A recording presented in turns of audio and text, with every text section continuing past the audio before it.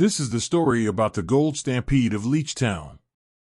It was a few years after the California gold rush was starting to wind down and prospectors started to move on.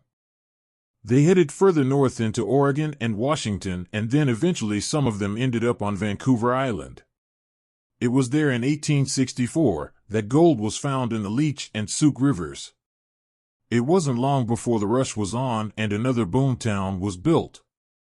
The town became known as Leechtown, and by late 1864, there were over 5,000 miners living and working on claims in the Leech River.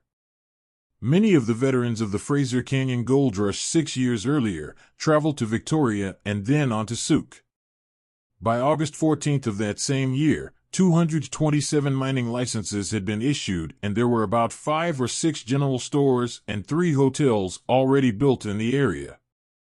There was also a good 30-some saloons and even a few brothels. The rush was very short-lived, and by the middle of 1865 the following year, the gold started to run out. Many miners packed it in and headed out.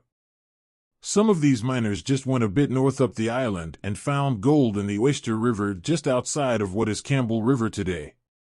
Canada was still a British colony at the time, and there were stories about how the Victorians of the day wanted these so-called miners and prospectors tossed off the island, so they summoned the royal house in England to have these miners expelled. However, it was right about that time, though, that news of a big strike in the Klondike had happened, so most of these miners were quite eager to leave. There are legends that a tunnel exists in Leechtown that has been chiseled out of the rock.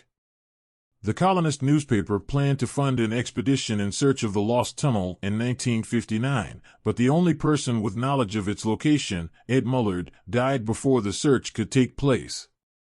The Mullard Tunnel is located in Jordan Meadows, approximately 6 miles away, and there have been several stories of the discovery of the tunnel. Mullard was in the Jordan Meadows area prospecting and went deer hunting one afternoon and stumbled upon the tunnel entrance. Then in 1928, a logger who was out in the woods supposedly discovered the tunnel. It is said he ended up in Las Vegas with a big stash of gold. There are lots of stories about tunnels and treasures stashed around Leechtown.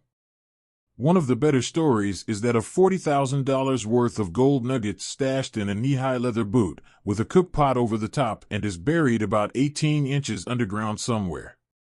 Today that boot of nuggets is worth well over $3 million. Another Leechtown story is about a Swede named Hans Christen. He was a prospector that came into the Leechtown area. One day he decided to do some surveying of the area and also some prospecting. After prospecting all day, he set up camp. That night a vicious storm blew in and scared his mule so much that it broke its rope and fled off into the dark. The next morning, Hans set out to find his mule and found the spooked animal in the entrance of a cave. Hans then went into this cave and found a vein of gold 2 feet wide, going all the way back into the cave. He was so excited about his find that he realized it was getting late, and so he headed back to his camp. On his way back, he slipped and fell and hit his head and ended up unconscious. When he regained consciousness, he set out to find the cave again, but could not find it. Hans searched for this cave until his death. I hope you enjoyed this short story about the gold of Leechtown. Please like, share, and subscribe so we can continue to bring you more old lost mine stories.